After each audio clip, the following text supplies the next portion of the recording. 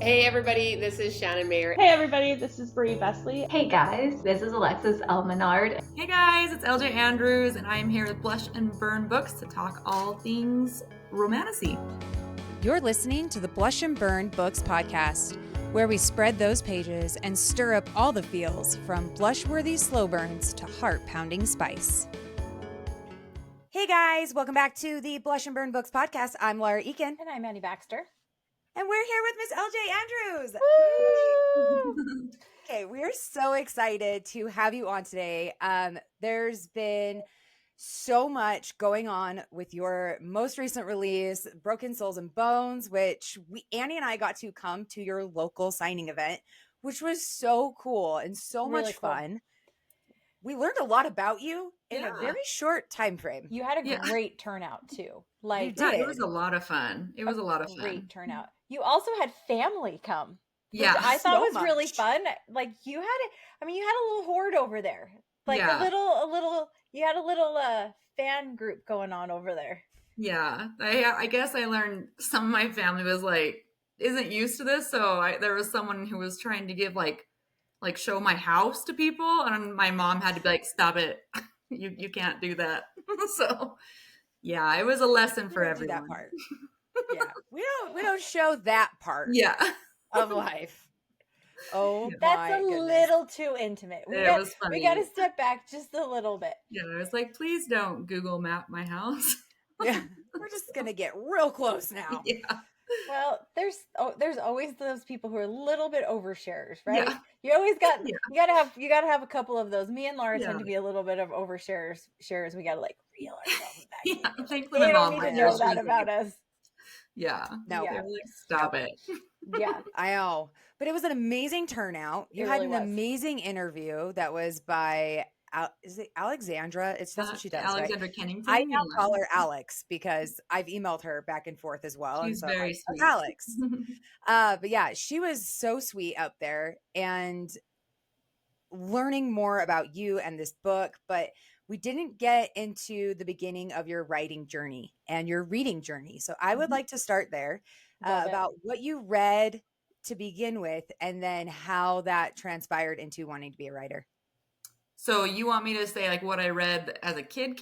Yeah, because I think like that what shapes created you. Like this? like that kind of helps like shape kind of like I mean what we are when we're younger versus what we are Yeah. when we're littler. I feel like like It's I'm gonna- a little different. I'm gonna like age myself. I think. No. Trust me, you will not age yourself here. It will not happen.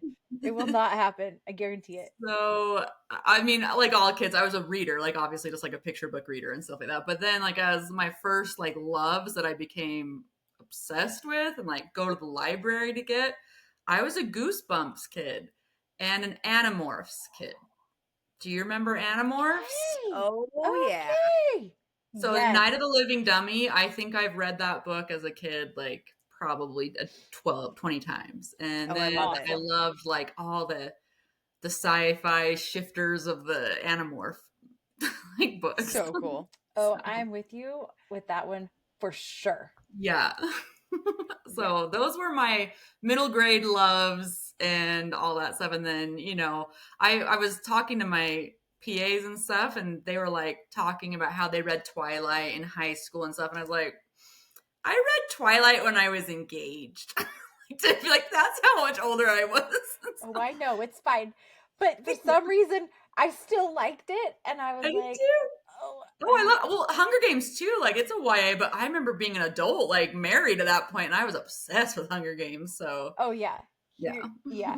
But, well, there's something about like being able to kind of like take yourself back a little bit though too, and and if the book is written good, like you're gonna fall into it no matter what, like no matter like what age you are. So for sure, yeah. I know. I was Bella's age, so I was a little bit more on like, oh, this is Yeah, this Laura's is- like this is right nice. there. The age was like she was like right on par for that book for sure. When Twilight was. was like the first series that my now husband realized what he was getting into. Because we were like, you know, getting ready, planning our wedding, but I was like, it can wait. Let me finish this book series. And he was like, okay. Do you want to hang Seriously? out? I'm like, no, you can sit here. I'm going to read. So Hold on. It's the original Steve. Yeah. Michael's name is Steve, and so it's like the original. No. Hold on, give me a moment.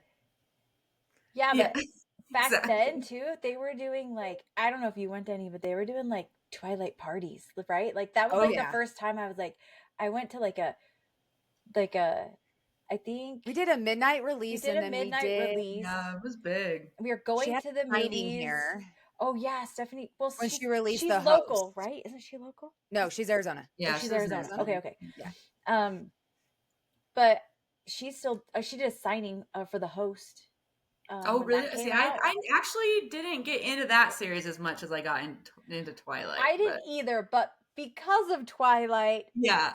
you were like, like that's just what happens. Like when you write multiple series, it's like, well, Yeah. you're still interested, and you're like, well, and we still talked about Twilight. Like she like talked about the host, but then she like kind of wrapped it back in and talked a lot about like Twilight and stuff. And Oh, that's so cool. it's really cool. She did this big one at one of the big high schools here in Salt Lake, and it was like, I think that was my very first author event. Oh, really? That's cool. That was our first experience. Yeah, that was our first experience. And now they don't stop.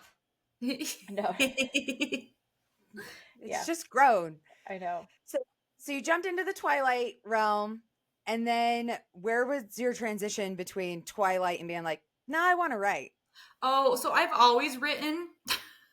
A lot of my like kid stories were plagiarized like 90s rom-coms, It was like 10 things I hate about you. I was like, this is 13 things I hate about you. Like, that's awesome. Different. And so I have all these like notebooks of little stories, because I would write my daydreams. Like if I wanted something to happen, I would write a story about it, to the point, this is how cool I was in high school. Let's just get this out in the open. I had a high school boyfriend, and when every other girl is probably, like giving them CDs or puka shell necklaces at the time, that were big, I was like, I wrote us a book. I wrote a book for you. Oh my and it's God, about our love. This is amazing. I bet and I don't think we lasted much longer after that, but like, yeah, that's how cool I was. I was like, I just wrote you a story. By the way, did you have an extra copy? By the way, I don't know where it is now, but by the way, you're a Viking in it. If it surfaced, I made you into a Viking into this book. He was like, wow. Like this 17-year-old boy is like, ooh, I can't wait to read it. But I really started seriously writing. Like I was like, I want to do this. It was actually after I had my third child, and I had really bad postpartum depression. And so I just did it for escapism, basically. And I was like, I've always wanted to write.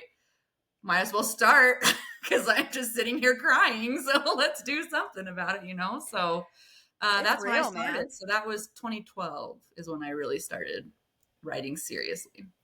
Okay. I feel like 2012 was like, I don't know, for a lot of people, I don't know what it was about that year, but I know a lot of people that was like that, like changed. I remember, I think there was like a big thing where they were like the Mayan calendar like ended in 2012 really? or something. I like think that was 2012. Was yeah, you're right. I have a vague memory. Well, and that's actually, the Mayans thought the world was gonna end. Like, yeah, that's right. They did. It ended in 2012. That's right. Yeah, like the indie publishing started becoming a thing more like in 2013, 2014. I didn't release a book till 2016 because it took me so long to write it. But yeah, that was kind of like when the indie buzz was starting to come up too. So a little bit more. So do you think that helped you through your postpartum then, as you were like transitioning with this writing and then trying to get it to actually become a story, because it took 4 years? Yeah, it did. Yeah, I published my first book 3 weeks before my fourth kid was born. So yeah, okay, of course. So yeah, it did. It helped me a ton. It was like a place to escape, and it made me happy. And not that my family didn't make me happy, but you know how postpartum goes. Sometimes you just like, you're stuck in the dark. Yeah. Yep. And so it just was like reading a book, except it was mine this time. So which is nice. I actually, I didn't get, you know how they like go through diagnosis and stuff. I got classified, was delayed postpartum, but it wasn't severe. 6 months after I had my son, my second, and they were like, "Oh, hey, by the way, here's 1, 2, 3, 4. Here to go." I was like, "Oh, that was fun." Yeah, that was a great appointment. It's a lot, and it's so thankfully, I found something to help me. So, which is amazing. Kids are a huge transition, and as you're having more, it just Mhm. adds to the complexity of the situation that you're in, and Mhm. things get a little bit more complicated.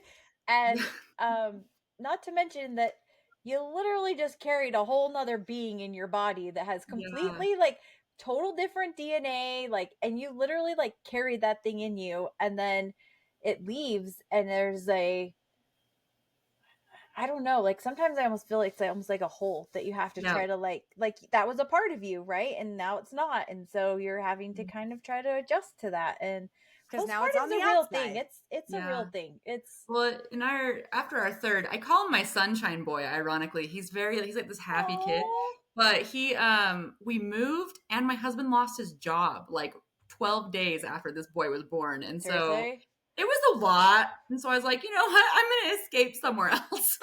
So Oh, I don't blame you. that's yeah, a that's how it ton. happened. That's a ton. I'd be probably doing something extremely similar. Yeah. So, So have you or at moved, least diving into someone else's world. exactly. Have you moved a lot then? Because like, I mean, I don't know if you want to know, everybody know where you're located. Like, we know where your home base is. Have you moved a lot, or is this kind of always been like your home base? The state or the place I live? The state. Uh, We're yeah. talking So about Utah, people. yeah, Utah. I like grew up here. I wasn't born here. I was actually born in Detroit, but Okay. moved around as a kid, like an army kid, but it was just my dad's job. So I moved everywhere from California, like all around the West. And then, once I was an adult, we finally settled in a spot in Utah as a family. And then like as an adult, I went to college and worked our way back. So after we got married and stuff like that, I met my husband in college and things like that. So I didn't write him a story, but You think didn't that write him a that didn't might write be my a husband a story. I learned my lesson. The guys don't want a story. No, she writes amazing stories for us. These crazy girls. These Yeah. crazy girls. Yeah. So, okay, so you met your husband in college. Mm-hmm. Where'd you go to college? I went down in southern Utah. That's Okay. where I went to college. I forget what Dixie? it's called now. Yeah, but Dixie? it's not called Dixie like They anymore. it's call it like, something else now.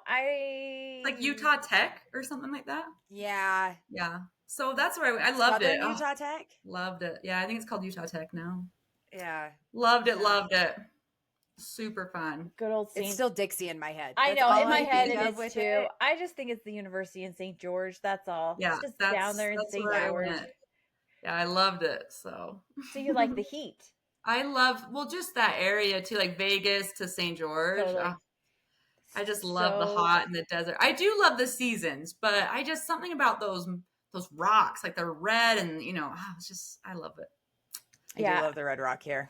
Yeah. We have a family home down there in St. George that our parents own, and we go down there quite a bit, and they've had places down there off and on, and it's kind of just become like our little getaway city. Well, my which husband's from it is for southern most Utah. people. Yeah, so he's from down there. So my in-laws are all down there still too, and so it's really So nice. you're like, oh shucks. Yeah, we gotta go down. So Well, now it only takes you like what 3.5 hours to get down there now. Like, yeah, well, it's I mean, not so from where bad. we I are, like road it's trips like, too. So yeah. no, it's Well, and not then they bad just at all. raising the speed limit, and I'm like, let's keep going. Let's go. I know. And Cars it's can not a take bad it. drive. I mean, it's a pretty straight not. shot. Like, just straight. it's Yep. not a bad drive. People do it like all the time. Oh yeah, All the I time. love it. It's so fun. I know. I do we too. we like St. George. But now you have where you are, now you have seasons. Yeah. Yeah. Now you all get of like it. the whole season. all yeah. the bipolar ones. Yeah, I know. It's like can't decide if it's actually summer. I'm just waiting for snow to come. So I know. Like we've had how many seasons just in the last week? I'm Yeah. like, okay, Utah, what are we doing? Yeah. What's happening? We be That's bipolar. why I It's like it fine. though. I like it a lot. I do too. So you were writing through your postpartum. Which book was this that you were writing? Yeah. So it's unpublished now. I've unpublished it, but I have it over there. I'm like looking at it. It's called Rise of a Guardian, okay. and it didn't really fit like anywhere. It was like a sci-fi romantasy portal. I don't know, fantasy, and it was YA, and I just didn't. But I loved it. It's my first one, so I actually am thinking of doing like special editions of my unpublished books Cool. next year. Fun. Because you can't get them, and so I was like, I think that would be fun to just have like these love exclusive sci-fi. books. Yeah, Sci-fi is the best. I like Yeah. sometimes I can't find a really good sci-fi that's like from a female point of view. There's Well, not a ton I out wouldn't there. say Rise of the well, Guardian's maybe the there is, pick. and I just don't know where to look. Okay, That's I'm okay. like, I don't know if that's the one you're looking for, but it was, Okay. it got me out there, and it actually the whole 50 people who read it loved it. So that's all that Even better. matters. Even better. Yeah. I'd like to be number 51, please. Yeah, seriously. So then what did you move on to next? So like there's this, I didn't make a living from self-publishing for years. Like I basically just failed at it, I guess you could say. So I have a bunch of series. I had another pirate series that was after Rise of the Guardian. And because I have an obsession with pirates. I think that I just finished that's the an okay Everking. thing I to have. loved the That's what I Everking. mean. Like it obviously came back out in the Everseas. But I did write a pirate series before, and it was like about flying ships and stuff, and like floating islands. Oh, it was I just wrote whatever I wanted. And then I tried another one. It was more urban fantasy. Again, I just didn't know how to like find a market exactly. I just kind of meshed genres together, and sometimes that works. It did not work for me. And then I wrote a Dragon Shifter series, which actually is still published. It's still not doesn't fit exactly like Dragon Shifters that you would read now, but whatever. And then I took a break to decide if I wanted to continue going on this, because I just was basically not making anything. I was losing money probably. And then I took about an 18-month break to figure my life out again. And I unpublished one of my series, and that actually ended up becoming the Broken Kingdoms again. So I rewrote it. I learned a lot more about the Romantasy genre because that's what I loved. I just could never seem to fit into it. And I finally, I guess, figured it out. And so I rewrote that series, and it just, it kind of evolved into Fae and Vikings and all these things. And that's the Broken Kingdoms. Fantastic. Yeah. I love that. This Romantasy is like legit taken off, right? Like we've been following it over the last few years, and it's like kind of taken on a whole world of its own, I think. Oh, absolutely. And it's become where you can write YA romantasy, you can write new adult, you can write adults, and we can get into erotica, we can get into and you even have things where it's like maybe more epic, and maybe you're more heavy on the romance, and so it really has encompassed a really large area. And I mean, there's a lot of readers out there. Yeah, I love it. I love it. It's been crazy. A ton. I love it so much, but maybe we can even kind of move into that a little bit, where talk about your readership a little bit, just for the simple fact that we had the privilege of going to Tea and Tropes, Enemies and Lovers, or Two Lovers. I always forget which one. Enemies and Lovers. And maybe we could kind of talk about that a little bit, just what that whole thing is like, trying to prepare to go to those shows and those conventions, and what it's like to actually have to put that together, and then how it is to connect with the people that are reading your books, and just a little bit into that. Do we call them conventions? What are we calling them? They're book shows? What are they? Cons, okay, book cons. Okay. Okay, cool. And you have a band of girls that go with you who are a freaking blast, by the way. There's so much. That wasn't even all of them. Me and Shaylee, oh my gosh. I talked to her multiple times, and I was like, me and you, we connect. They're I'll see you again. We had a good time. Yeah, they're the best. I have the best team ever. But we were short one, actually. So she is my older sister, and she usually comes with us, but she wasn't there. So Yeah, they're a lot of work. They're a lot of fun. I'm actually fairly new to book cons. I only started going last year because I kind of didn't know it was a thing until I started getting invited to them. Yeah. And so my first one was Sinners and Stardust, which was phenomenal. It was out in Boston last year. Cool. And I'm actually going to their new one. They're doing Shadows and Seduction in New Orleans, and I'm going to that one, and I can't wait. So they're fabulous. That one's cool. sold out, by the way. Yeah, we it's gonna tried be to so get that, fast. and Oh, we can't go because well, hopefully you can, because they run a very organized, like awesome. All of them have been. I've had really good ones, to be honest with you. yeah. I haven't had any horror stories like a lot of people have, and so I've had Just really in good the events. last like month. Yeah, I was talking to some authors who went to that Million Lives one that were at Tea and Tropes, and I was like, "Whew, sounds wild, guys." And dodged a bullet. Yeah, Yeah. There was some stories that it was just so sad. It was such a bummer. It was. To get ready for them, it's a lot. So we always have a pre-order form, and we kind of gauge how much extra we bring based on the pre-order. And I learned a ton at my first one from other authors who had gone a lot. So I started doing like signing exclusives and like special edition books, because kind of they just said, you know, when you go to these things, people want like a different book that they can't get on Amazon and stuff like that. So started doing all that. We always have usually a charity that we donate to, a local one in the area. So we do like 10% of our things go to a local charity. So we haven't found the one for Arizona yet, but like we did with the fires when we went to Romantasy Con in LA, we donated to the Humane Society and Airbnb. I did see that. Yeah. And then, so that's what we do. Everyone kind of does their own thing.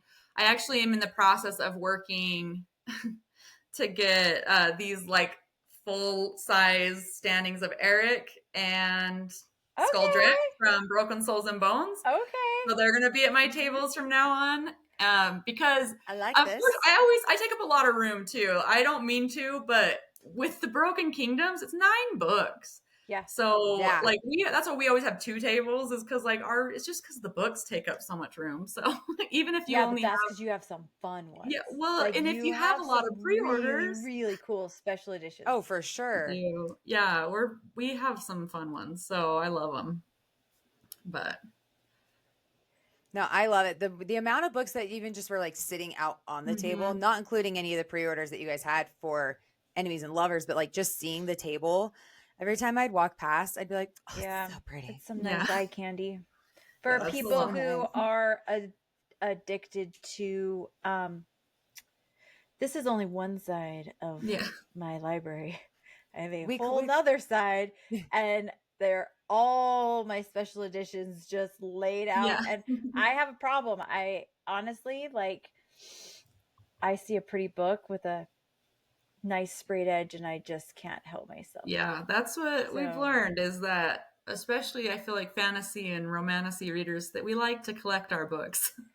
So it's a and we like to do the hardbacks, so we've learned that we're hardback hoes. We are hardback hoes. It's like glutton for a punishment anytime I walk past one and I go, I know. We were really excited. I have my Everseas right. Oh yeah, you have the Arcane editions back there. The Arcane editions, and I was excited because I got to bring my Ever Queen with me to the signing so that we could get both of them signed. But those ones were beautiful. I love them. They literally turned out amazing. Gorgeous. Arcane does a great job. They do such a good job. Oh my god, come on. Yeah, like that is so cool.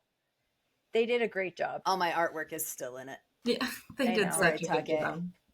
But yeah, the hardbacks were gorgeous. Yeah, it's so pretty. And the reversible dust jacket. Annie has hers with the reversibles. Yeah. But I show my sprayed edge out. So this was the reversible side. Oh, come on, hands. We're working. Yeah, but I see that is so cool. That's the one I have out, but that's because that's my favorite. I love it. I got left on a cliffhanger with that one though. Haven't started the Everqueen yet. So that's probably my nastiest cliffhanger, I'd say. It really was. It really was actually. But I wanted to start this one, so I was like, no. I'm going to start this one, and I was not disappointed. That was rude. Yeah, it was. The Ever King's probably my harshest cliffhanger, I would say. Yeah. And then that's the Everqueen. They were just so beautiful. Yeah, they did a good job. Great job with those. Yeah, I also got my Everqueen signed. Yeah, while we were really there. cool. We loved it. So you've now got all these different book series. So I would like to know a little bit about the inspiration that actually hit absolutely for these. And on Amazon, you have 2 other book series on there that I had never really seen talked about too much. Which ones? Listen, I'm going to pull it up really quick because they pulled up, oh, come on, your Awakened trilogy. So that shouldn't be there because that's unpublished. That's what the Broken Kingdoms became. So I have found. Oh, okay. Oh, Yeah. It is taken off, but it is showing. Yeah, it will show something. As a series on there. Yeah, so that's the one that became Gotcha. the Broken Kingdoms. Noted. Well, now I know. But the Mischief of Mages, that was a standalone that I wrote in 2024, last year, with a bunch of other authors. So they're all standalones, but they kind of have the same starting point. And so that was a lot of fun too. That's Aubrey's favorite. She is upset. She's like, this most underrated book ever. So. Hey, I trust that girl. Yeah. I trust Aubrey's. I trust that girl. Opinions on him. She's adorable. I love Aubrey. She's like, I actually, I've been following you for quite some time, but I hadn't made the connection between you and Aubrey yet. And I had messaged her because she posted something about being in Utah. Mm-hmm. And I went, oh my gosh, where are you at? And we started talking. I was like, have you been to this place? It's called the Book Garden. And she's like, no, I've never been there. And I'm like, we need to go. We're going to plan this day. We're going to go. And we have tried since January to plan a day to go. And she goes, well, nope, I can't. I'm out of town. Nope, I can't. I've got kids. Nope, I can't. And then I'm like, well, I can't these other days. And then she was like, she had done another post for you. And I went, that was really cool. Like, I've been watching her. And she goes, yeah, that's my sister. And I was like, wait, what? It just never dawned on me. And so she's your sister-in-law. Yeah. But she always is like, nah, she's my sister. We don't really use it unless. So is Shaylee. Like, they both marry my brothers. And we just kind of say, we leave the boys at home. And so, but yeah, so we always just say sister. I love it. Yeah, but sister-in-law is actually a pretty long word anyway. Yeah. It's fine. Just leave it out. Sister. Yeah. I got lucky. I got really good sister-in-laws. They just fit right in. They're pretty fantastic. Yeah. They can. I love the post that you guys did though of I know what you're I'm Shaylee. I drove. I'm LJ. That was Aubrey's idea. I'm the main reason we're here. And then it goes, I'm Aubrey. Yeah. She's like, that was her idea. And I remember she got called and someone was all, are they being mean to you or something like that? And then it was her idea, I swear. I love it though, because it was so on par for Aubrey. Yeah. Like the Aubrey that I know. I don't know if how everybody else sees her, but as I'm looking at it, I'm like, this just feels so on par. Well, I'm like, I had to let people know she does so much behind the scenes. So. Well, I love her stylish glasses. Okay. I know. Those motion other glasses were amazing. Oh my gosh. That reaction was legit. I just turned over to talk to her and she's wearing these weird motion sickness glasses and I about crashed. Oh yeah, they were fantastic. Oh my gosh. Oh, they were great.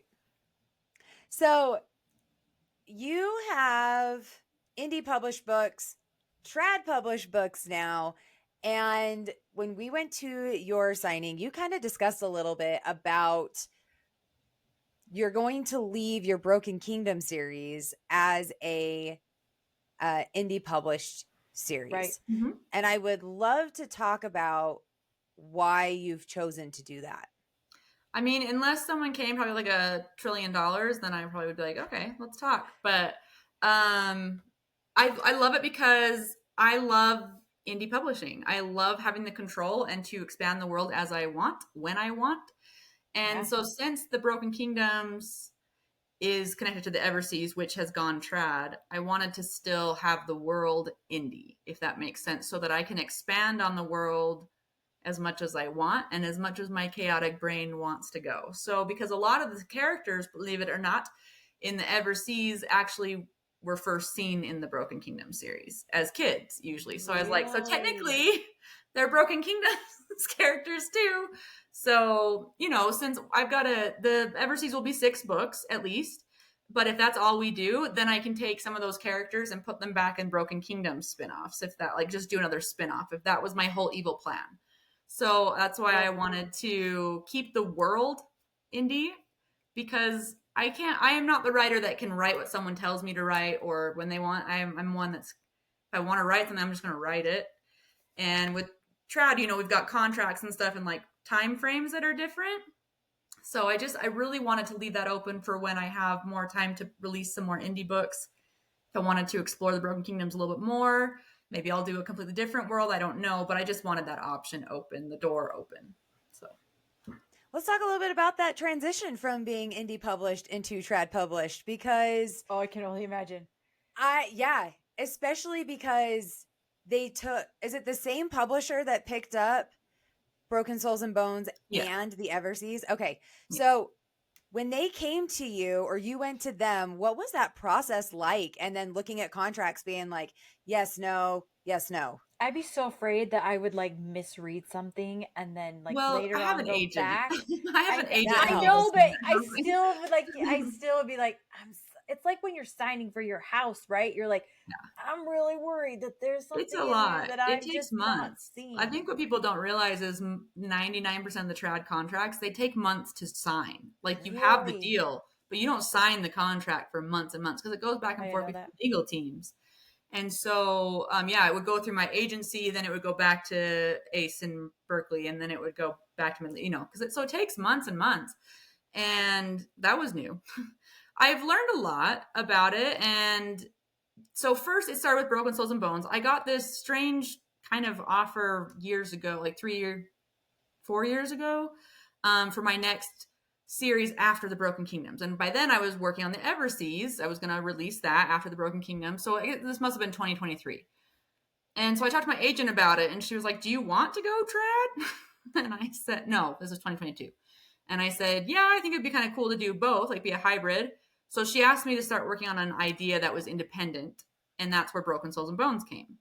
And so it took me a while because life happened, right? And so I've got this idea to her. I got a few chapters written. And so she actually pitched Broken Souls and Bones first. And they got picked up by Berkeley and Ace after going through some auctions and things like that. And it was great. And then a year later, I released, I might have my timelines messed up. No, it was right when I got Broken Souls that picked up that I released the Ever King. And then that became pretty popular. And so some more offers came for that. But since I was already with a publisher, they came in and they were like, well, we want it too. Yeah. So that's how the Everseas got selected too. Well, I mean, the story of Broken Souls and Bones is so cool. Oh, good. It really is. Oh my God. It's so good. Oh, LJ, it's so good. I don't know where to begin. It's so good. We were talking on the phone. It was so good. We both I don't want to cry. Like, it was so good. Oh my God. It was such a good book. We got to this point. I'll let you collect yourself. Okay. We got to this point where we both were like, no, don't say anything. No, don't say anything. I know. No, we can't talk about it yet. No. Because we wanted to do it with you so that you could get our raw reactions. I know. Because this book has just like, we waited until just this last week to truly start it in the audiobook format, which, by the way, those narrators are fantastic. Yeah, they did a good job, huh? 10 stars all the way across the board. Yeah. Your FMC didn't sound young.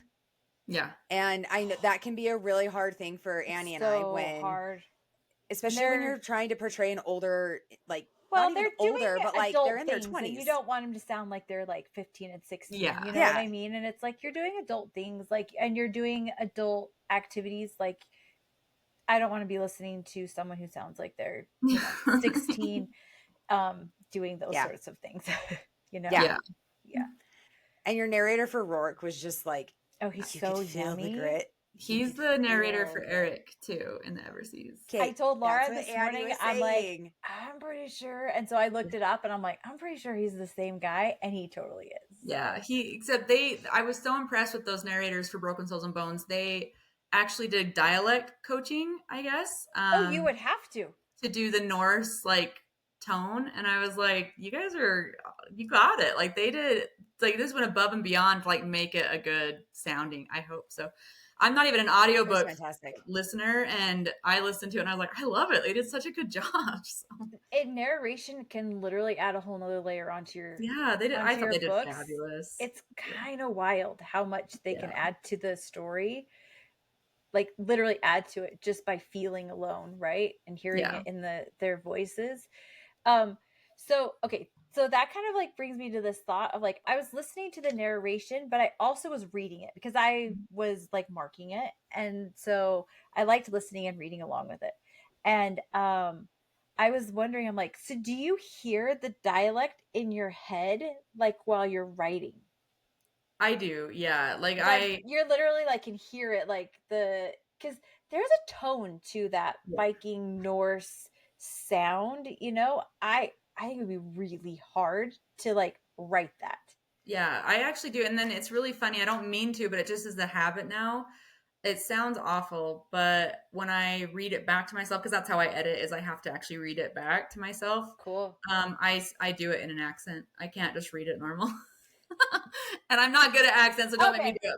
Don't make me do it. But like it like is awful. I want to see that. Yeah, it's awful. I want to see this too. Look, I'm not like an actress. I'm not a narrator. it just comes that way. I'm like, that's I can't do it. Social media. Yeah, I read it. I read it. So you're reading line for line, word for word out loud back. Well, it's sometimes first, that's my editing process. I actually have Microsoft Word read it to me, because believe it or not, you'll hear weird things that your eyes just don't see. Yeah. So that helps me with editing, and so I just the little weird robot voice will read it to me, and then I read it on the second draft and stuff like that, and then I just catch things.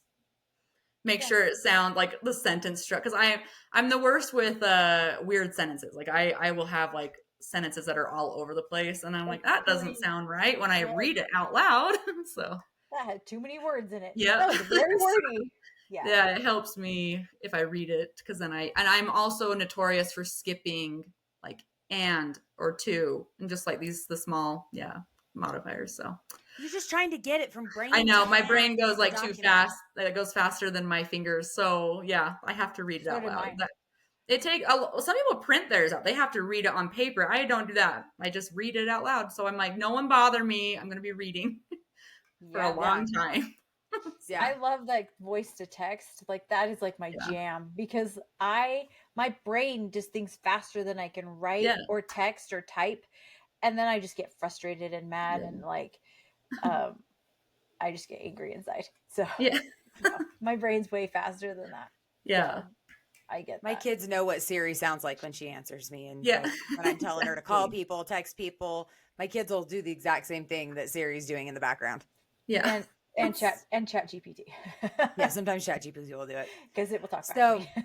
Yeah, it will talk. So this idea though for the Broken Souls and Bones, you said that you had come up with this idea. I want to know what sparked it. Yeah. Like what was that initial, you had these publishers that were like, hey, when you write the next one that's not connected, we want to see what that is. What actually sparked that creative process for these beautiful Vikings? So a lot of my books are Norse. They have a lot of Norse mythology to them because we are Swedish. So I kind of grew up with like Norse stuff. And I was just trying to I went through like a lot of my myth books that I have and just trying to get ideas. But the actual idea came from the legends of berserkers, like the berserker warriors, they're like feral and just these wild, intense warriors. And so I thought, what if there was a magic system that created these warriors that are basically undefeatable? They just go wild. They go to like this state of mind where all they want to do is kill. And so that was like, what would it be like if there was a magic that could create these like impenetrable warriors? And so that's where it started unraveling. And so like the magic system started forming that way, which is, the main female characters, her magic does that. It like The melder fuses dead bone to living bone so that it can like absorb the soul and it makes this person stronger. So it's kind of like they have armor underneath their skin, and it's gross and hopefully a little gruesome. And yeah, so that's where it came from. So it's like the idea is that like the soul is in your bones, right? Like the soul is what carries or the bones are like what carry the yeah, soul. there's like remnants of a soul of the dead is still there, so they can take that power, whether it was good or whether it was bad or. This was Well, a I have a fairly question. complex magic system though. Yeah. Sorry, I don't know what I'm talking about. Magic system. right. It's really fairly complex. I was like highlighting because I was like trying to remember like because there's some different like different magic or craft wielders do different things, and I'm excited because I hope that like as the books go on we'll start to see like the different crafts like come into play, right? Because like I mean mostly right now we're dealing with your FMC who's like she's a melder, so we're learning all about her, right? And then there's a little bit of and she pretty much deals with like souls, but then we've got like the melders of the bones, and so I'm excited because and then you have like the blood, and and I'm excited to watch them like really play out more. And that book 2 is written. I'm actually editing it right now because I got my first round back. So yes, you will definitely see more of like the enemy clan, where the male main characters, you'll see much more of their magic, and then also a lot more of the blood and the bones and stuff like that. So we should input right here.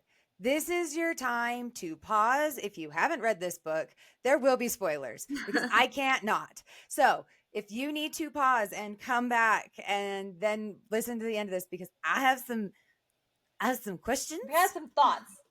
I have thoughts. I need a couple of answers. And because the book's been out for a little bit, it's been out long enough that I feel like we can kind of like talk about it. Because sometimes, because like when we first went to your signing for this, like it had just come out, right? And so maybe the only people who had read it were like maybe ARC team or something like that, of people who had gone like arcs of it, which I think Laura may have actually got an arc. I did. You did, yeah. And but so, I also held out on completely finishing it because I was like, I can't do it yet. We wanted to listen to the Audible, so we held out. And so I think we could kind of talk about it a little bit more, because I would agree. At the signing, you were like, you couldn't really tell very much about it, you know, like in great detail. Well, there's a lot of twists and turns in this. Yeah, no, there were, and it was fantastic. We had a moment that when it happened, it took me back to Ever After. You have this moment where she is throwing fruit at him. I actually call it like the Ever After trope. Yes. Okay. Because I stopped and I sat with it for a minute and I was like, oh, this made me so happy. I love Ever After. And I was like with all my TikToks and stuff that I did of that like scene, because it's at the beginning. I was like, is this the Ever After trope? Like, I think we might have just called this the Ever After trope.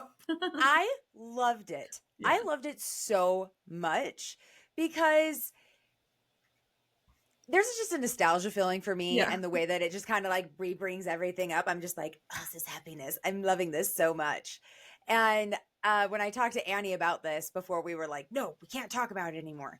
I was like, dude, have you gotten to this point yet?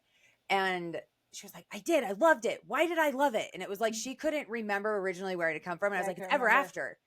And so it was like the nostalgia coming back through the words that you had put into this book was just like, I loved it. Okay. I loved this moment.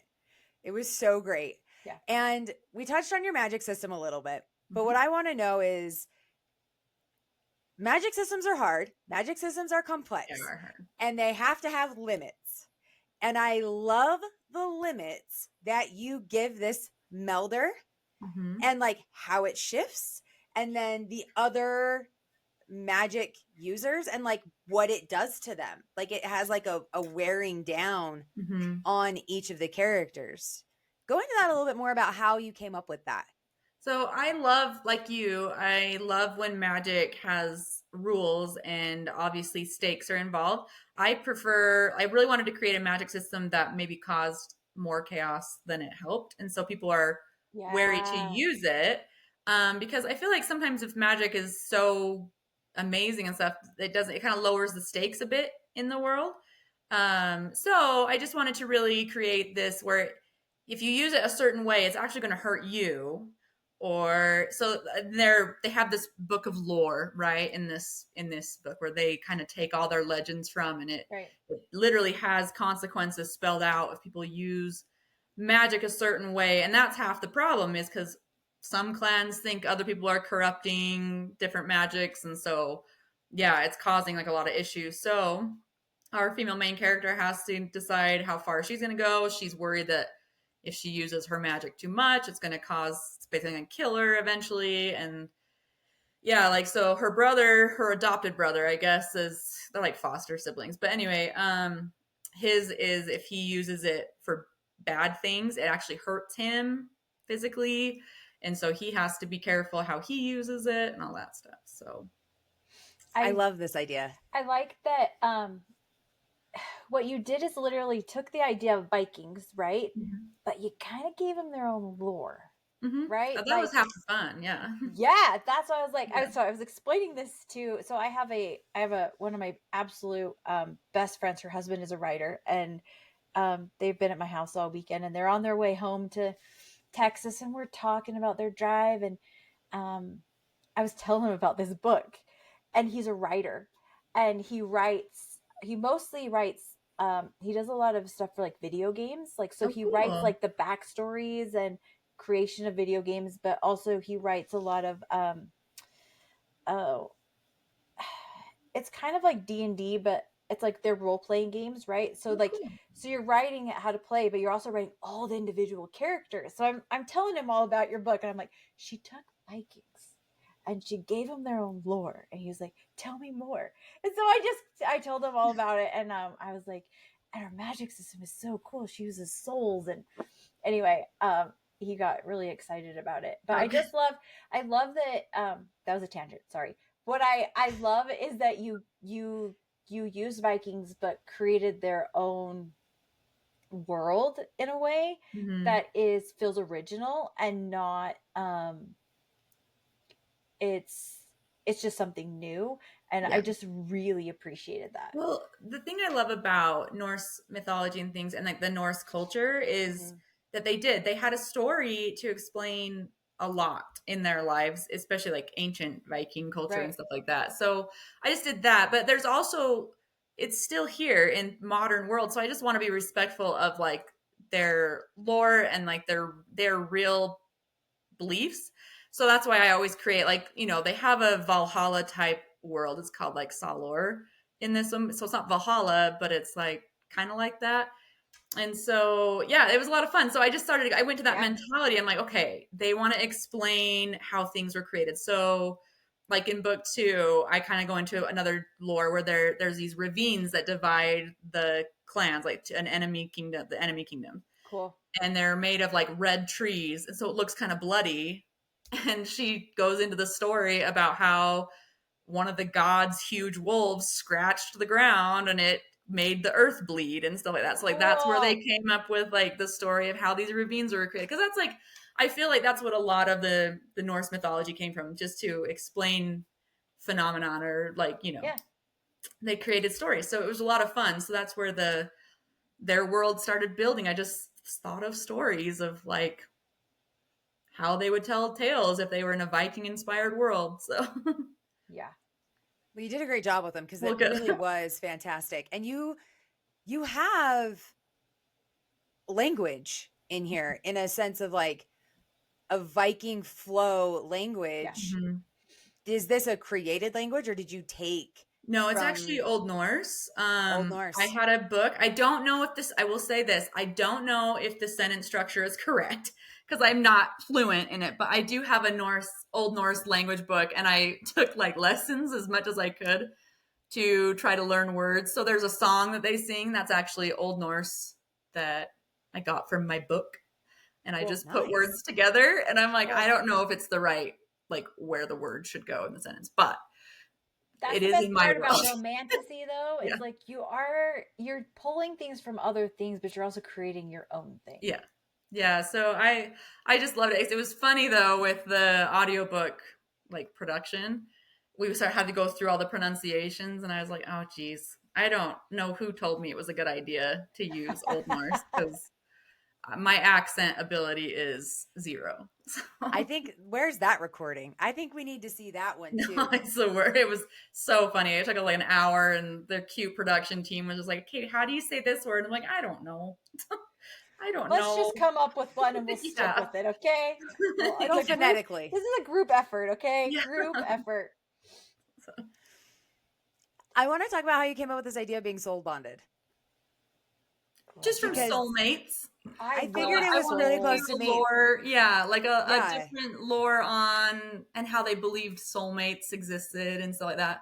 So it definitely was a spin on the fated mate trope for Yeah, sure. we all love it. Mm-hmm. Yeah. So but I also like the idea that they challenge it, maybe more so in the next book a little bit, but not to spoil anything. But like because there's the whole problem with fated mates is that you don't have a choice, and so we kind of Exactly.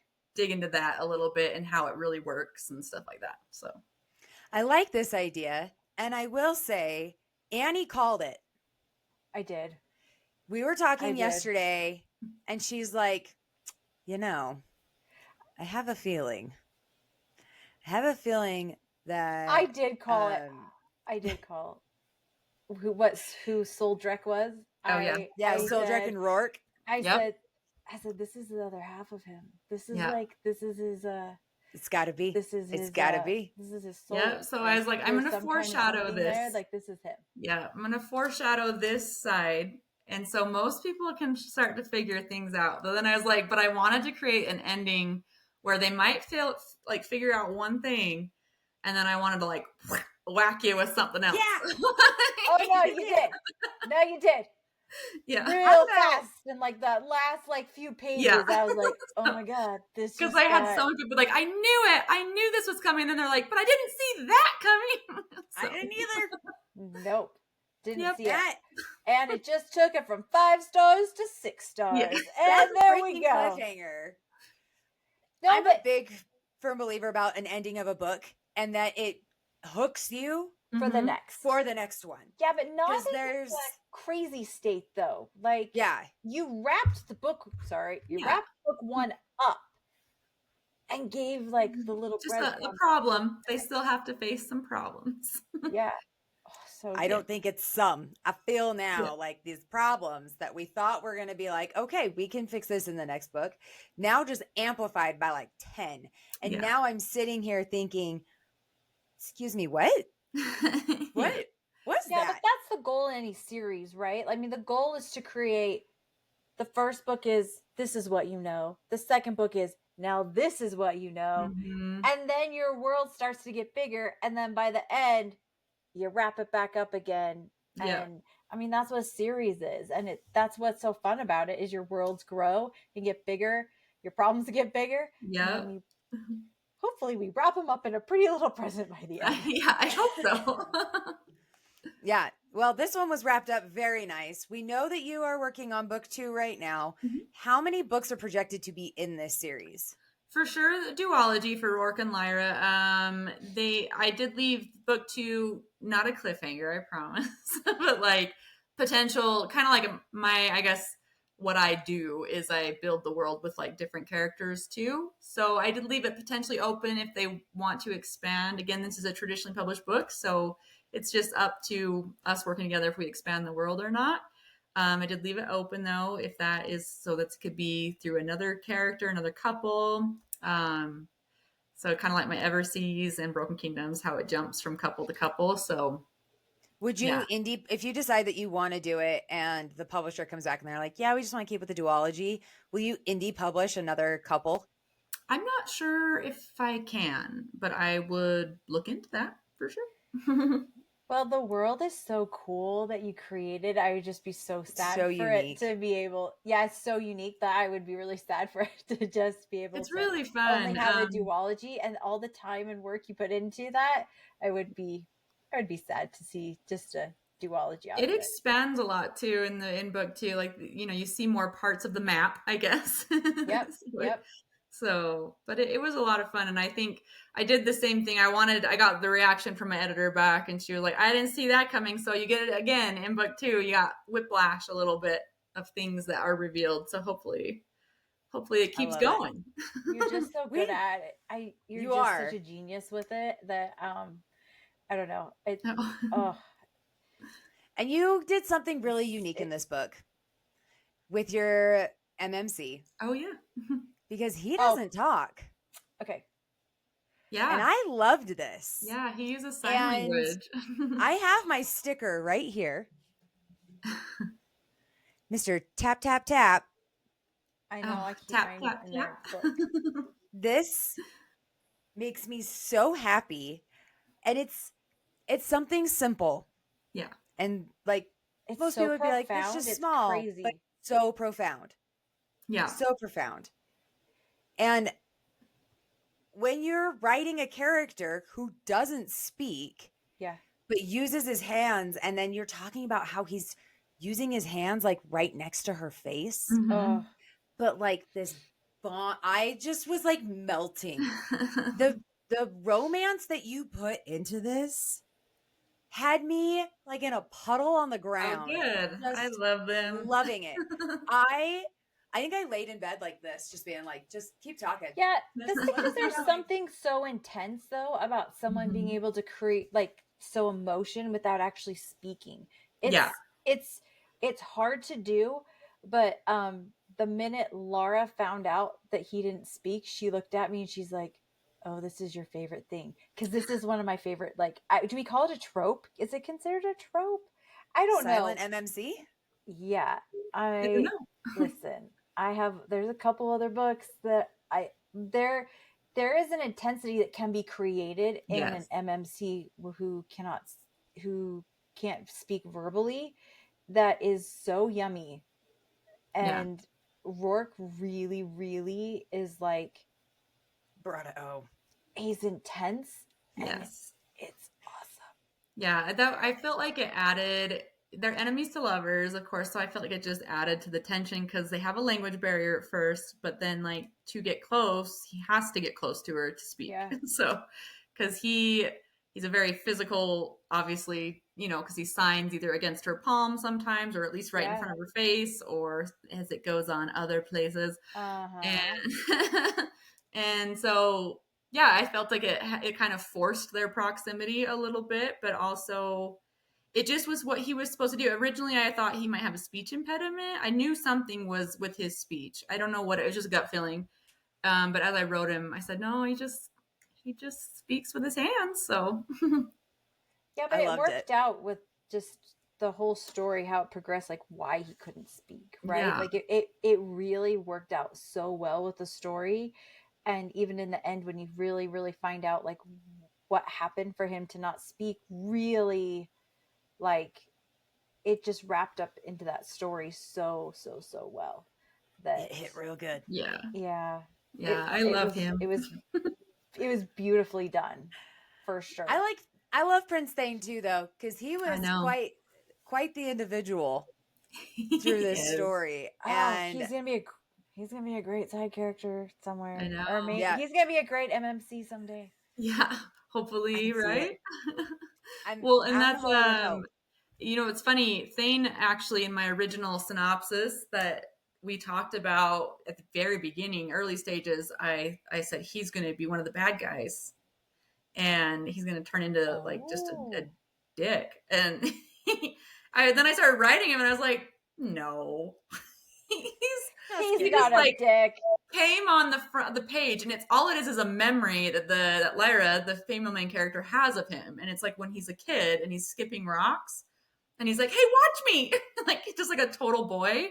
And I just was like, from that scene, I was like, no, he's awesome. He's like the bestie everyone wants.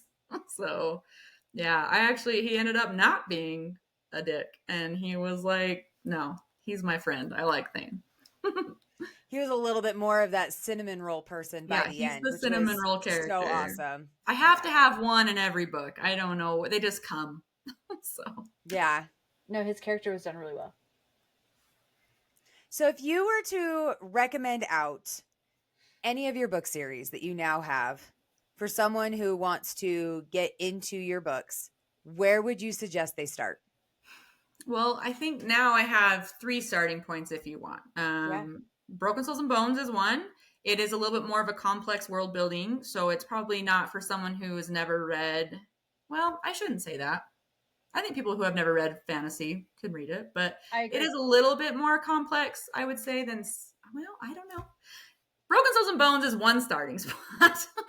Yeah. If you like Viking culture, if you like kind of gross magic systems, if you like, spice, enemy slover, slow burn, it's a good place to start. If you want a completed series that you just can binge, Broken Kingdoms is kind of my first intro, and it is connected to the Everseas world. So it's the first gen series. The Everseas is the second gen of that series. Or you can start with the Everking. I tried to write it in a way that you could start with Everking as opposed to doing a 9-book series, because I've learned 9 books is very intimidating to some people. Right. So yeah, because the Everking, the first books are just one couple, and then the Mist Thief is one couple with a happily ever after, and then book 4 is coming out next year with the traditional contract now, and that will be just one couple. I think that's what I'm going to do from now on, is kind of just one couple a book. But again, I can't say that for sure because we never know what happens. We'll see. And so yeah, those are my 3 books that you can start with: is Broken Souls and Bones, Curse of Shadows and Thorns. If you want a longer series, Everking. If you want, is the Broken not Kingdoms on? Is it in audio? Is it in audio? Do you have audio versions of those ones? Yeah. Mm-hmm. Yeah. Okay. I will say that the audiobooks were, as I got more comfortable with my spice level, I added a bit more spice to like the ebooks and the physical books. So the audiobooks for the first 4, they have spice, but like not nearly as descriptive as the books do. So but I have a note in my books that say that because they were recorded first. Because then, as I started writing the Broken Kingdoms, I was really nervous about spice and like putting it in my books at first because I don't know, I still was in that everyone's gonna be mean to me about it phase. And then I stopped caring what other people thought, and so that's when I started just writing what I wanted to write and spice level. So that's why the Broken Kingdoms, it like goes from like it used to go. Now it's more evenly spaced, but it used to be like mild. Then all of a sudden it was like boom, like not like spicy, but probably 2 to 3 chilies or whatever. Yeah. And so I was like, oh, we better go back to the first ones. Because a lot of people used to think when it first came out in like 2021 that it was a young adult. And I was like, please don't. Yeah. Please don't read it if you're a kid. So I think sometimes if you do a slow burn, they think it's going to and then it that, picks and you're it like, up. oh yeah. no, like the last like yeah, 20% I just of remember this gets a little bit hot and heavy. Yeah, it was like a mom messaged me. She's like, can my 12-year-old read it? And I was like, please no. Please. And so I was like, I better make sure that it's clear for that. Yeah. Anyway, so but everything's on audio. So cool. Mm-hmm. You have an amazing program that you do that is a scholarship program that you run, and this is so cool and unique. I would love to learn more about this scholarship program and what inspired that. Okay, so I started it 3 years ago. It was just me. This year I had the wonderful opportunity to have Penn Cole and Melissa Rorich join in with me. Yeah. But it was me for just a few years. I just started doing it to give back because I guess my story before I started making actual full-time living writing books, I don't know how much to say, but like we were not okay financially, I guess. Like shopping food banks. That's how bad off we were. And so I know how expensive it is to start something that you feel like you want to do for your like living.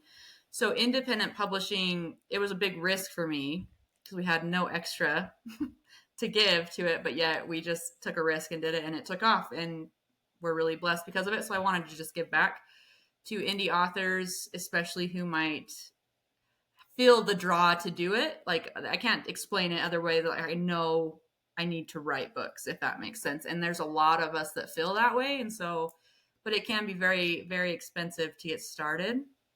And so, yeah, I just started what we call a scholarship. And this year it boomed. I'm just so blessed. I have people who help teach indie authors how to run ads. It's called Author Ad School joins in, and they offer a year free for the recipients. This year we had a book box company that joined in that gave book boxes and PR packages to the winners. We had Bridget Bordeaux, and she's an audiobook narrator. She counsels with them because there's so much in audiobooks that we don't know. And so she gives she gave consultations to all of them so that they can learn what to look for and how to get their audiobooks going. And then plus it's a financial backing. We gave them money as well. But just all these people came out of the woodwork this year to help. And so with Penn and Melissa joining me this year, we were able to give 8 people like these huge scholarship packages to get started. And the coolest thing about Enemies and Lovers in Arizona is I met a recipient of last year. You did? Yes. Yeah. Cool. And this was C.A. Blooming. C.A. Blooming. We And know her. she's taking off, and she was one of the recipients of last year's scholarship. She is fantastic. I know. She is so sweet. I can't even tell you how cool it was. So fun. I know. And just to talk to her and to see how. Yeah.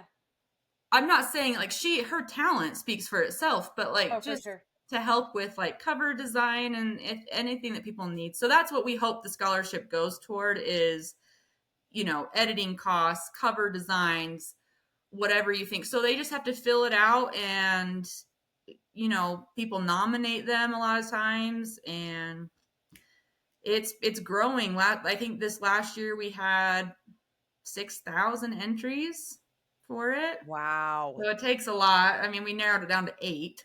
So yeah, that's a lot. But I hope it continues to grow so that we can just give more and more. And I do it every year. I open it at the beginning of January and then close it January 31st. And then we usually give it on like Valentine's Day or around there. So we do it every year. That's a lot of entries to have to sort through. It was a lot. We had our PAs all helped as well. So they narrowed it down for us. And then Penn had her list. I had mine, and Melissa had hers this year. But poor Aubrey last year, it was just me. And she had to narrow it down and then give me the end, so it was a lot. Yeah. I can imagine that's a lot to go through. Yeah. Love the, I don't know, this like cool indie author, like them all like joining together and just being like so helpful and being like, I think we did a couple lives once and we had a couple indies on and they were just like, oh, who do you get printed from? Oh, I get over here. Well, and they were like, they're actually like doing pricing, right? They're actually like, just like being like, there's no gatekeeping, right? They're like, there's no gatekeeping. Oh, well, they're like, oh, my publisher gets it for this much. And she was like, or not publisher, but like, my printer does this much. And she's like, really? And she's like, oh, I'll send you their contact information. Right? You're like, oh my God, this is so cool. There's just this like free flowing of information. And I just thought this, like, I think in so many industries, there's this idea of like gatekeeping, like, oh, I know this, so I'm not going to share it, and it's like, and I think it like actually hurts industries when you do that because your talent will speak for itself, like, as you grow and as you go and stuff. So the thing about being an author, if you gatekeep, why? Like, there's what's the point? You cannot keep up with the reader speed. Like, there's room for everyone. Do you know what I mean? I will never write enough books that people would never read another book because I write so many. Like, I'll never write fast enough, And so, because I'm a human now, if people use fake things, then maybe but a human cannot keep up with that demand. And so, exactly. Why gatekeep? There's room for all of us. And if we have a group of friends that we're just going to promote each other, like, I just got tagged from people who like Stasia Stark and Melissa. They saw my book in Australia and stuff, and they like send me things and like their stories. So cool. Broken Souls and Bones in the bookstore. So it's just like, I don't get the gatekeeping thing. I really don't. Sometimes I want to. My artists, gosh, these you beautiful artists are booked out for a year. I have like, yeah. Samaya's one of them. Yeah, Samaya. She's there's this. wonderful. I have mine right here. And they're yours. They're so pretty. You got to get into these artists like a year in advance. Yeah. Sticker. Look. I actually put that in my book. Which I don't usually put stickers inside my books, but I did. I put it on the inside cover because I was like, "Ooh, I want this in there," because it was so cool. I'm obsessed with character artists. Keep drawing, people. Keep drawing. I love you. I love them all so much. It just adds another layer to your story. It's really cool. I just love them. You can always tell if I've released a book because like I anxiously will commission character art to make myself feel better, and so then I like have all this art that comes out all at once. And so it's funny. I have like 3 art pieces I'm going to be showing. I just showed one for Stolen Crown on Instagram. I'm like, you can tell I've just released a book because now here's all my commissions that like I anxiously booked. I love it though. I love it because it helps give people context. You know what I mean? We were discussing the book that we had for book club and people couldn't remember her hair color. People couldn't remember what this guy looked like. Like it was a shifter. It was very nondescript. Yeah. It's so helpful to have just a little bit of context, like just a little bit of imagery to help create what the writer was seeing, in their head while they were writing. That's the beautiful thing about like this indie business, because it's not just independent authors. It's like editors now do this full time. Artists are full-time artists, like the starving artist term. It's kind of, without the gatekeeping, it's kind of fading away. Like cover designers, it's so amazing that they do that for their full-time job now. Like that's what they want to do. So I met so many artists at different conventions and they're just like, yeah, I do this full-time. And then they just go to like, it's just amazing. I love it. Where it used to be like the hobby, right? But now people do it for their living.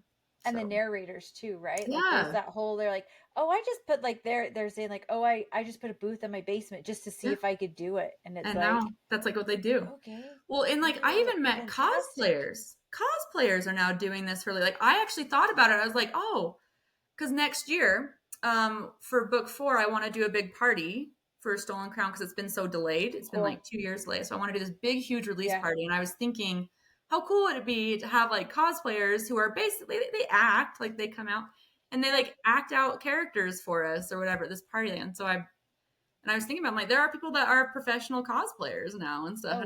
It's so cool. Well, the book community and like the art community does. So cosplaying is fantastic. Salt Lake does that big FanX every year. And just seeing people come fully dressed up, like a lot of times, you're like walking people, like you're like, oh, don't look, don't look at, and like people are like, you don't want to stare at people, but at those ones, they're like, no, they want you to stare at them. Like they want you to see the work that they put into themselves, like, and I don't know, cosplay is fantastic. I love it. So, I do too. Watching this book community like really flourish over the last little bit has actually been really fun and really cool.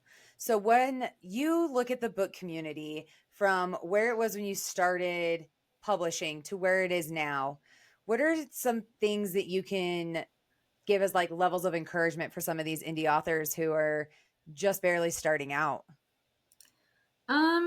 Be careful how much you're on like the doom scrolling. I would say there's a lot right now, especially with a lot of the AI stuff coming out. Totally. You can only do what you can do. So stand against what you stand against and just write your books for sure. Like it's hard. People will tell you 1,000 ways to do something. I used to do that. That's why I didn't make a living forever, because I was doing all the things, if that makes sense, instead of just following like my own instincts and trying to pick what works best for me. So try to really hone in what you want to do and how you want your book to go. You don't need to do all the things right up front. If you can't do a special edition or a PR box, it's okay. I didn't do a PR box till I released the Everking. I went through 9 books of the Boken Kingdoms without a single PR box, and it's okay. So, and I was writing full time by then. So You don't need to do all the things on your very first book. But just, I would say that, like, even me, I have to step back a little bit from a lot of the doom scrolling today's world in 2025. So it really can impact your mind and kind of make you think that there's no point. There's still a point. I actually think books are more important than ever. So we need all the different points of view. We need different stories. We need different viewpoints. So I think write the dang book because we need it. Yeah. It's needed. So. Absolutely. It's been fun to watch all these indie people coming up, and some of these books that they have that are just striking so hard for other people, and knowing that like your books have hit some people really hard as well. I'm sure you've had some people come to you and be like, this was amazing. Thank you. It helped me through this. It helped me through that. Writing helped you through a bad point of your life. I've had books help me through huge lows in my own. Oh, absolutely. It's crazy to see that like we really aren't alone in that either. Yeah.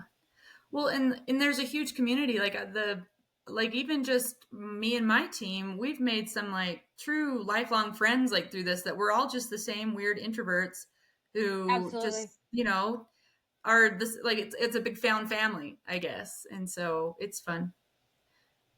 It's needed. And yeah, that would be my advice for 2025. It's different than 2016 when I first released, for sure. But books are still needed more than ever. Absolutely. For sure. Absolutely.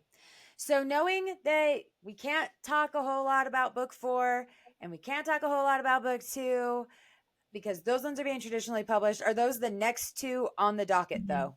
Yes. Yeah. So I do have indie plans, but it would be after Stolen Crown. I think people would chase me down with pitchforks if I release anything before, well, they know book 2 is coming out for Broken Souls and Bones, but a different book. I think they would chase me down if I did a different project before Stolen Crown. So, time wise, I am working on like other indie books, either in the Broken Kingdoms world or something different. I just can't decide yet. I'm still working on that. And that'll be after Stolen Crown.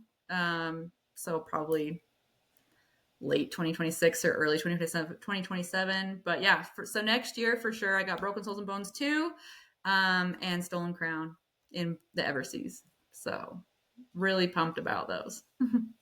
Well, I'm super excited for all of them. Annie, do you have any further questions that you wanted to ask? I think I'm going to have to spout this Broken Souls and Bones to everybody that I know. Yeah. I'm going to be preaching it for the next like good while. Oh, good. Yeah. Well, that makes me happy. It was amazing. I loved my entire time in the world. I loved my entire time following this FMC and really just trying to see the way she was seeing things and how it was impacting her by shifting from just working in this house as a servant to just being like, oh, bam, now you're this big melder. And she's like, but I know I'm supposed to be hiding. So it's kind of that like moral fight, but it was done so well that I never got pulled out of it by something that happened. I will agree. I stayed in it. So every time I like hit play, every time I picked up the book, I was like, I'm here. I'm in it. You're back in. And then I'd be like, kids, go away. You are not here right now. Go away. I'm busy. This is where I'm at. This is where I want to be. Yep. Good. Yeah. That's what you want. You just want an immersive world. Exactly. You did it. That's what this one is for sure. Yeah. For sure. Well, LJ, thank you so much for coming on today. We are so excited. Where can people find you if they are trying to come and see your projects and all the new stuff going on? So I'm really active in my Wicked Darlings group on Facebook. It's called LJ's Wicked Darlings. And I'm also very active on TikTok and Instagram, or my mailing list is there too. I do have a Discord server that my readers have created. I don't know where it is. It's on Instagram somewhere. I don't know how to use Discord. That probably ages me too.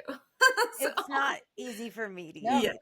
We're working on it. It's hard. I mean, we have Discord groups and a bunch of things, but it's so the thing is it does take a lot of work when you're trying to manage like all these different groups and stuff. Like it takes a lot of work, and you have to kind of watch them too, right? You gotta. So they're there. I guess they talk. I guess it's fairly active. Aubrey's in it, and she tells me it's active. I'm not part of it though, but my team is. So LJ's Even Wicked better. Darlings though for sure is where I'll just chime in all the time and with my random thoughts there a lot, or I Instagram. noticed So you're gonna be at another thing in Salt Lake coming up on the 21st of June, right? Is that true? yeah, Let's see, Books in the City. what's it called? Books in the City. Yeah, Mm-hmm. just one day. What is this event? I just don't- noticed it, but it's sold out. So I was like, oh no, that's Okay, such but a we're bummer. confused. We're confused. Hang on though, because Okay. it says it's free entry. And so I don't know if it's the VIP tickets are sold out or what's sold out, because we've been told that it's free. Interesting. When you look at the actual event, Yeah. like online, it just says sold out. When you click on details, it just says this event is sold out Yeah, online. we're super confused by it. We don't know. Interesting. Okay. You could show up and see what happens, I guess. Okay. I'm not opposed to doing a little, Yeah. you know, Yeah, so we'll just be there for a day. crashing. Yeah. Cool. Gotcha. Maybe we'll come pop by because Yeah. We don't understand we're it. right here. That's okay. Well, we're super excited for you, LJ, and we are super excited for these projects that you have coming up. And we just are going to encourage the shit out of your books to be with everybody again. Like, go read these, go read these, go read these, go read these. But we hope that you have a rest. Oh my gosh. Come on, words. Talk, Laura, talk. I know. Screw that. We hope you have a fantastic rest of your day. And for those that want to follow along with LJ, make sure to check out all her socials. That will be linked down below in the show notes. So have an amazing day, everybody. Thank you. Bye. Bye.